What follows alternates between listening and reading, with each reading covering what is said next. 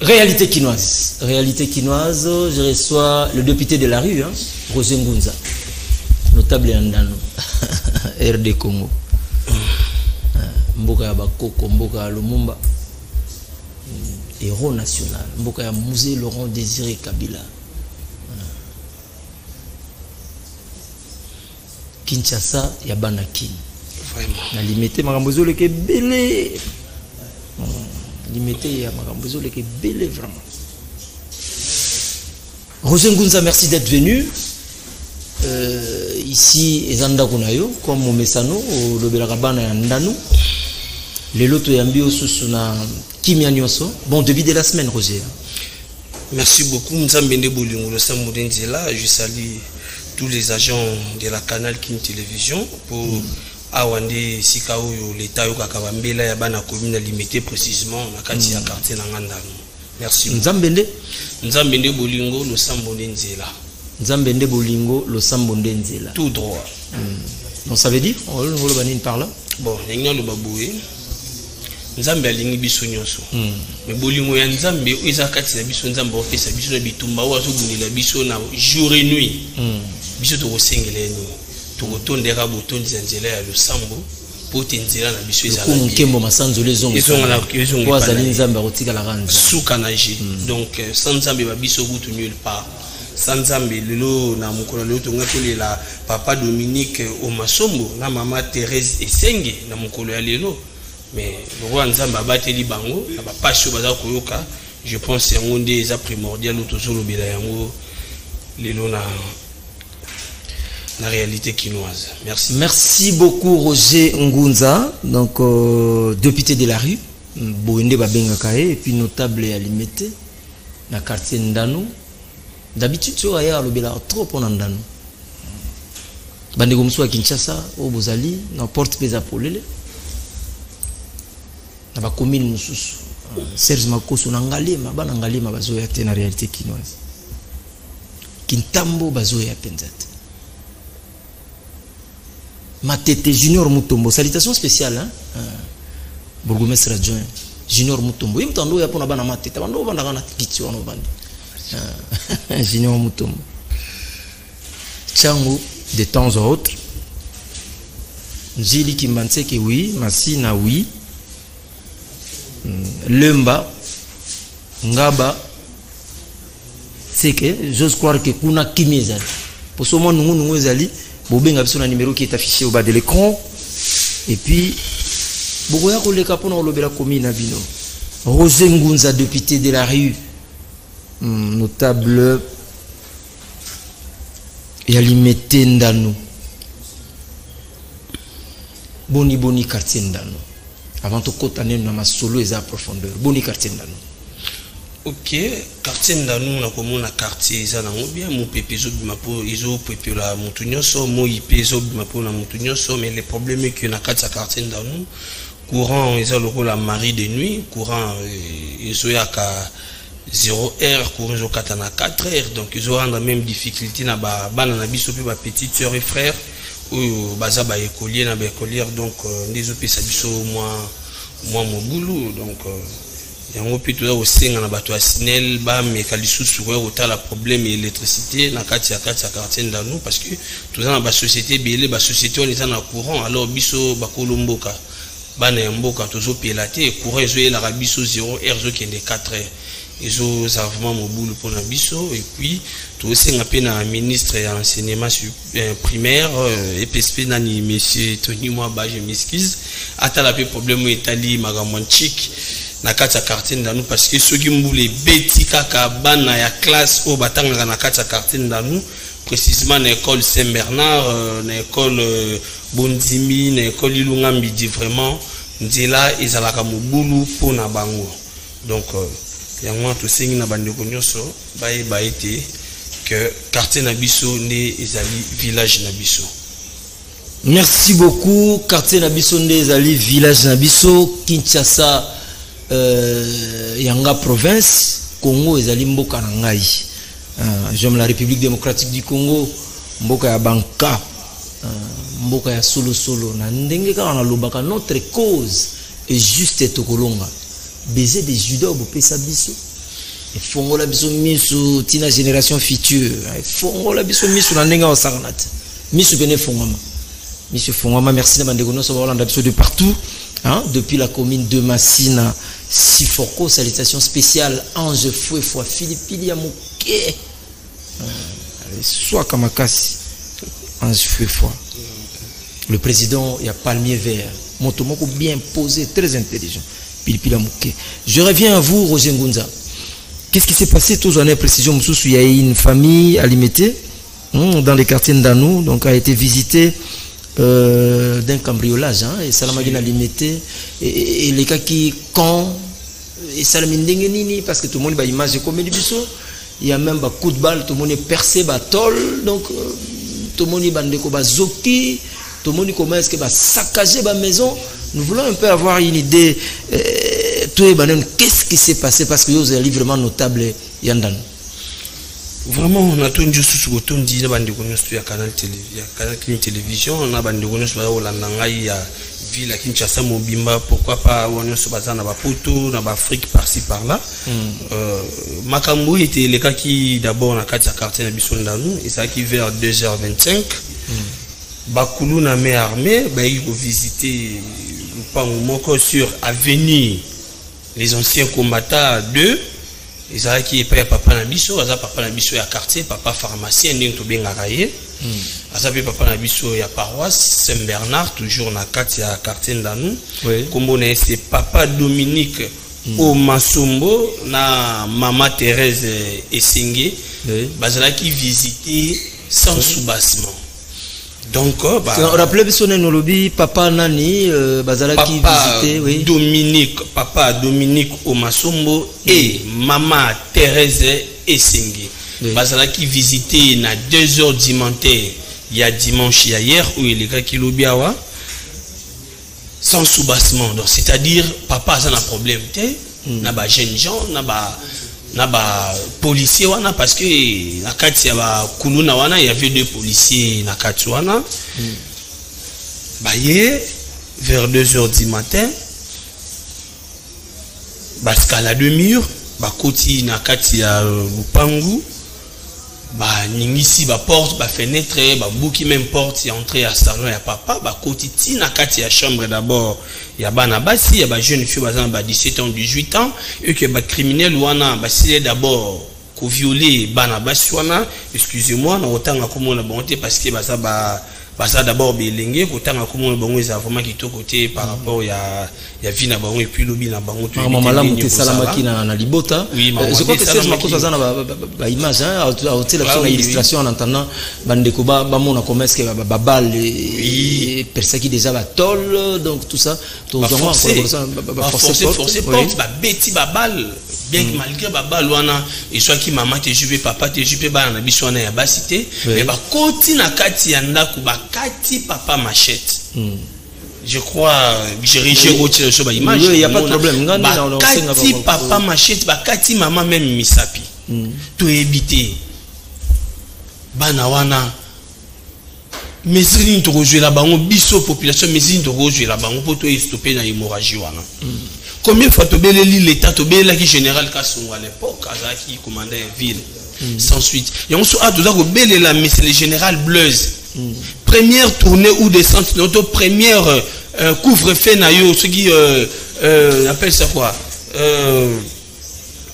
la Bossani na rosolo bango même après akitano d'abord na kati ya quartier ndanu ça va descendre na quartier asano descendre na kati ya quartier ndanu akozwa solution puis to kozape solution to kopema comment se fait que papa na âge ya papa Dominique wana comment il faut ça na âge ya maman Thérèse ozana ngwana yo kuluna yo jeune gens okedi ko kata maman na bilamba aussi maman na banzoto pesa o to ko tanga ba kombo ate o zape lichette o kata maman même misapi et to ba image to zana ngo ce que ça qui maman na yo memeli biso to moni maman musapeza au katana dans un centre de santé je crois to moni pe papa aza allongé na lit hôpital to moni pe ba tol avec des coups de balle plus de 20 balles plus de 20 balles surtout gens donné au compter en plus de 20 balles sans côté où est toboli ba mur to éviter vraiment mais c'est le général Blaise sala de sorte na kata quartier na biso ndanu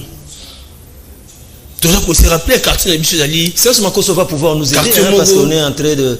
Il y a les images en illustration. Oui, vraiment, et Tony Sami n'a pas visité la là, bah on a quand même. Ils ont même quartier Oyo.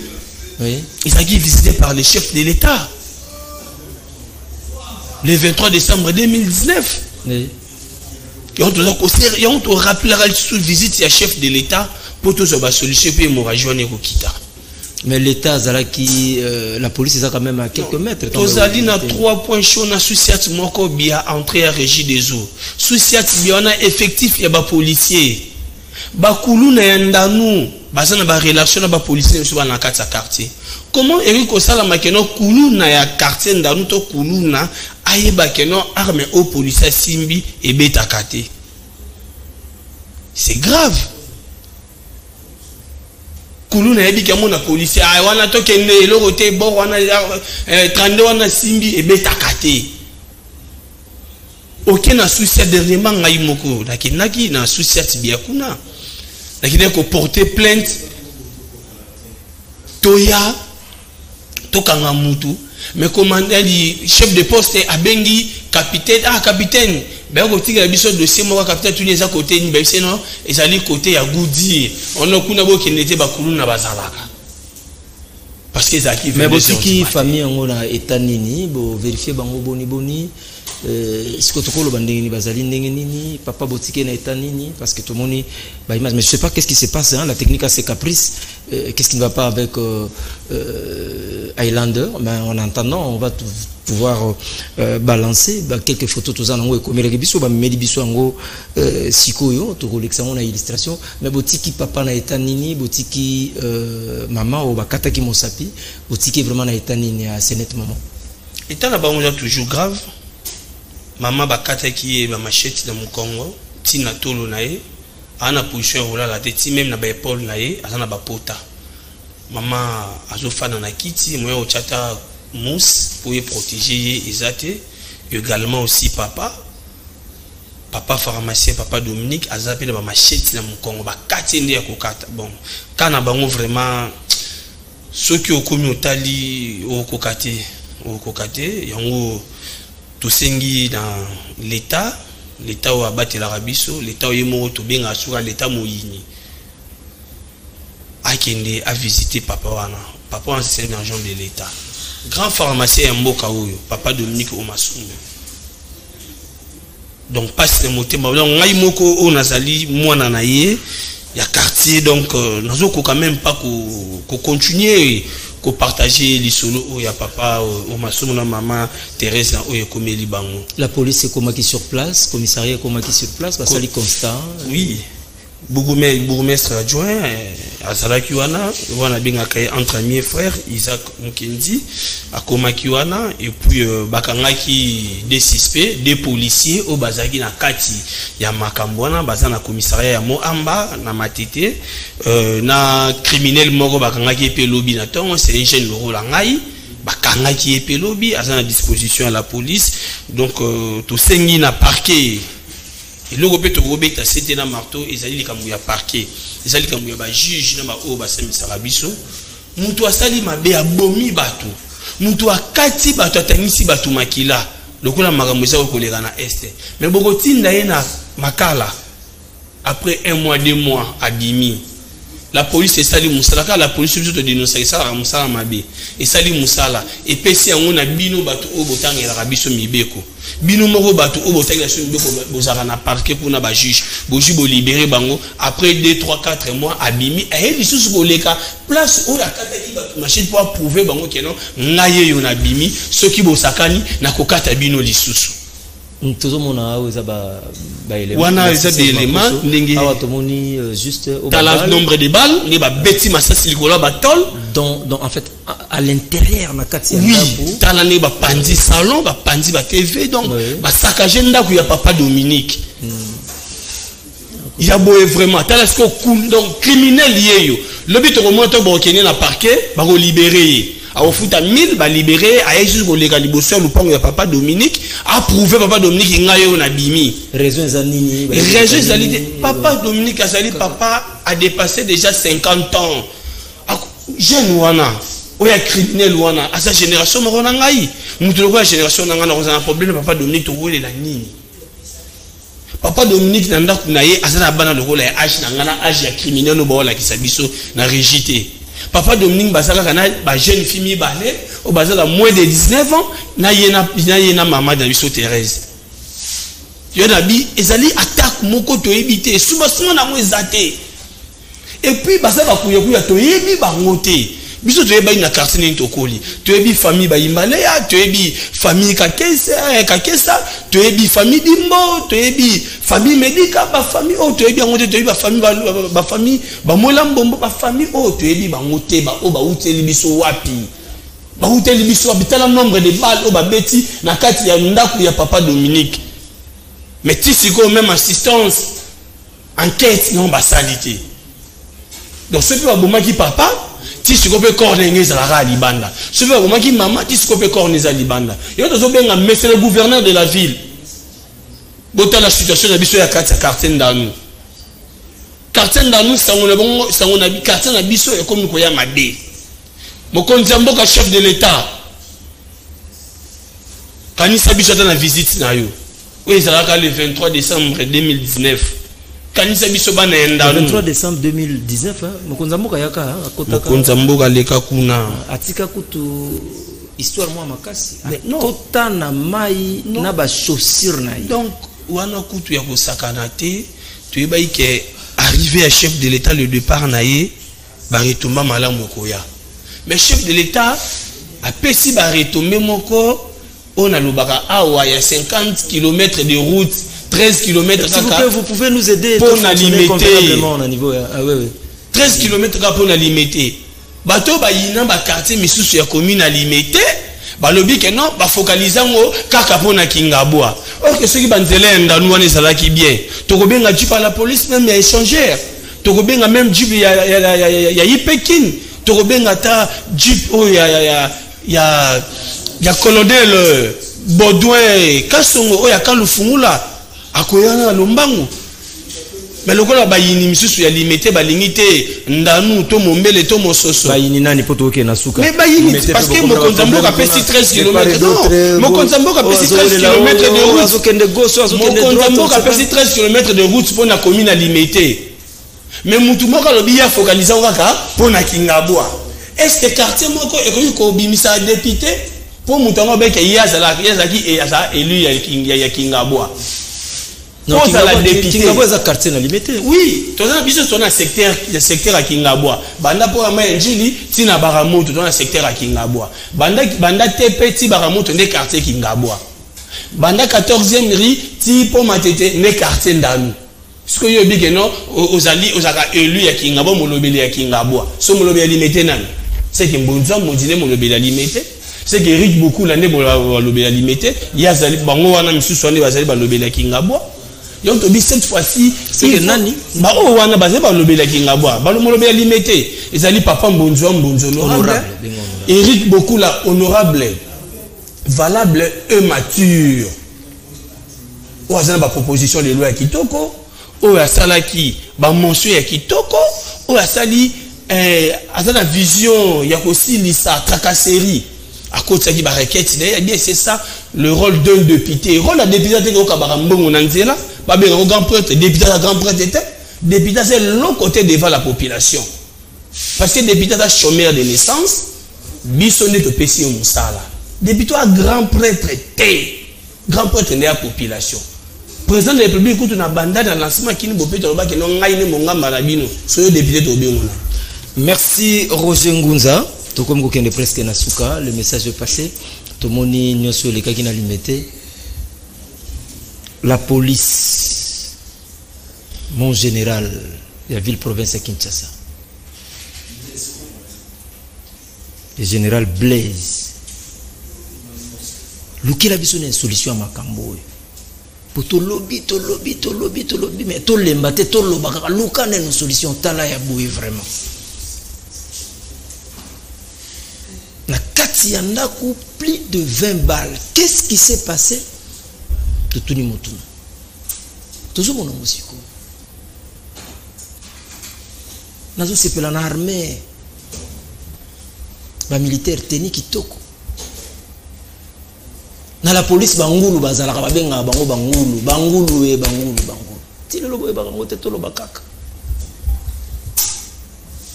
Il faut formation ezala, il faut quand même koyeba ko protéger population. Ba image musu tozana ngo ya kotala eta papa nde azui machette na mutu mama bakati musatki, on ne peut même plus tokoki ko balancer les bino yango. Mon général toyambi on esengo mais elikia pe espoir bakino ezapana. Kotika tante, il faut percer, il faut forger ma casse, il faut bêta penanzete, il faut bêta c'était na mesa. Merci mon frère. Tu comme na suka, le babo kabwani pour toi m'appelle invité qui matin. To bien le général Blaise a ko boucler quartier na biso ndanu a ko joie.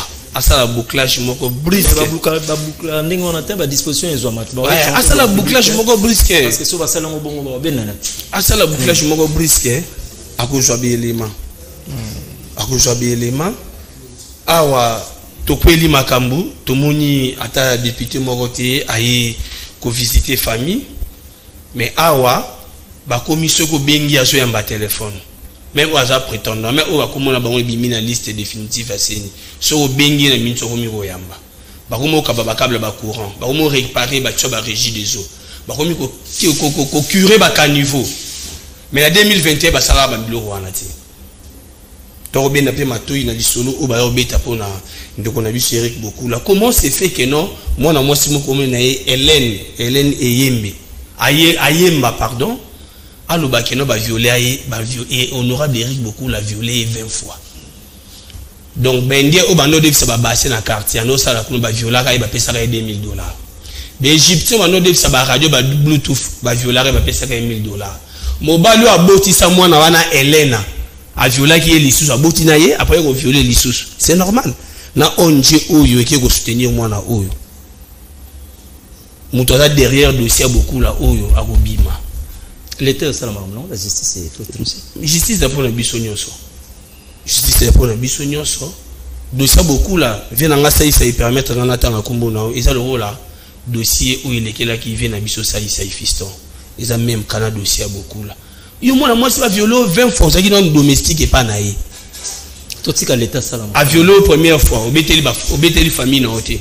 A violé deuxième fois obeteli famille na oté et puis et pas na bango et ali en face na lupangu o Eric beaucoup la beauté et pas papa Ernest heureuse mémoire et pas beaucoup là.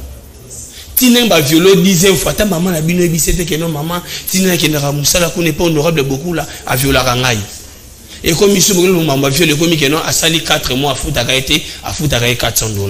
Et que la justice est au salam soit nango na dit que prochainement to yamba pour to kota na détail pour na bande kono sombote te to comme na suka photo bon et ça là que pour acheter pour me pardon c'est rapidement parce que nous courons derrière le temps bande ko pe DGRK ba komeli ngai greffe ils ont les na DGRK ba lobby bazana besoin te ya ba défiler ya ba DG na DGRK mais bazani na ko senga Assemblée provinciale à Kinshasa, bachande DGRK na condition nango. Bachande DGRK na donc tant bi bachande DGRK na condition c'est-à-dire que bachande DGRK basa na condition ya malamu. Basa na besoin de balungu la DGO, DGO a un problème dans ba virté. Mais condition ay kala mingité. Condition ni o bachande DGRK. Biso to zaina sona Assemblée. Za na Raoul Elenge. Ah, les DG Raoul Elenge les Santiris. DG Raoul Elenge bazana besoin te balungu la DG ba ça la grève te pour balungu la DG mais ba ça la grève n'est pas en condition na bango et puis Assemblée nationale état la likambo état li condition ya ba agent de DGRK et ça ka teka ba député ba tindaka bana ba 16e bureau na bango bana ba 24e bureau na bango ba tondisaka na DGRK mais côté salaire ou condition ya ba agent de DGRK eza malamu te na yango na pesi mbote na ngai na Docteur Emmanuel Dioko, député valable ya Moamba, na PCP Francis Baimbalea, Junior Mosese, monsieur le président, Bananion Stuya Kata Karten, dans nous tonton Laurent Makabou et Antoine Moucheni, Bisatin Uchudi, Canal Kin, ils ont été qui toko mais bana ndanu to bossa mati to assister papa Dominique Omasumbo na maman Thérèse Isingi. Merci. D'ailleurs, après, on quitte le terrain pour nous palper du doigt qu'est-ce qui s'est passé. Il n'y a pas de débat. Tout démarrer comme des alara. Donc, merci à toi, Richard Kaimbe, président Kodir.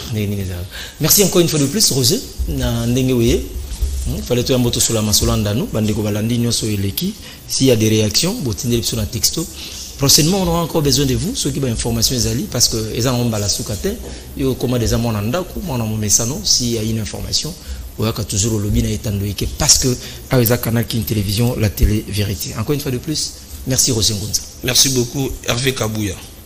Merci. Voilà, amis fidèles téléspectateurs de Canal King Télévision, ça n'est fini. La rubrique réalité quinoise balayée. À présent, nous allons pouvoir vous proposer invité de Kin Matin, Serge Makosso.